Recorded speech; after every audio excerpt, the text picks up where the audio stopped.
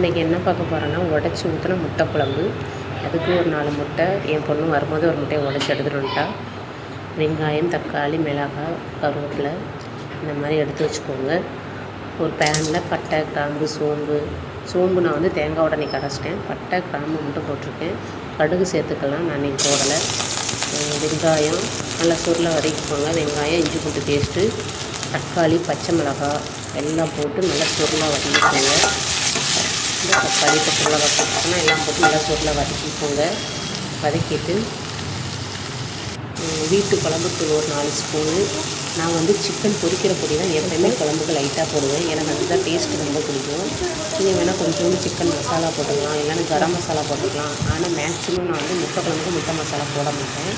இந்த மாதிரி வீட்டு குழம்புத்தூளும் அது கூட சிக்கன் பொரிக்கிற பொடி மட்டும் கொஞ்சோண்டு போடுவேன். நல்லா தேவையான தண்ணீர் ஊற்றி நல்லா கொதிக்க விடுங்க. நல்லா சலசலன்னு கொதிக்கவும் கொஞ்சோண்டு தேங்காய், குழம்புக்கு தேவையான தேங்காய், அதில் சோம்பு போட்டு நல்லா நைஸாக பேஸ்ட்டாக அரைச்சிக்கோங்க. மேக்ஸிமம் வீட்டு குழம்புல வச்சு செய்கிற குழம்பு ரொம்ப டேஸ்ட்டாக இருக்கும். அப்படி யூஸ் பண்ணி பாருங்கள். நல்லா இந்த மாதிரி குழம்பு சலசலன்னு கொதிக்கவும் அதில் தேங்காய் நம்ம அரைச்சி வச்சுருந்த தேங்காவை ஊற்றிடுங்க. ஊற்றி நல்லா மிக்ஸ் பண்ணிவிட்டு குழம்புக்கு தேவையான தண்ணி வேணால் ஆட் பண்ணிக்கலாம். இப்போது நம்ம உடச்சி வச்சுருந்த முட்டையை அதில் ஊற்ற போகிறோம். இப்படி ஒவ்வொன்றா ஊற்றி நல்லா சிம்மில் வேக வைங்க. இந்த மாதிரி உடச்சி வச்சுருந்த முட்டையை ஒன்றா ஊற்றி ஃபுல்லாக சிம்மில் தான் வேக வைக்கணும். ஒரு மூடி போட்டு சிம்மில் வேக வைங்க. அதுக்கப்புறம் லேசாக கரண்டி வச்சு ஒட்டி இருக்கிறத மட்டும் லேசாக எடுத்து விடுங்க.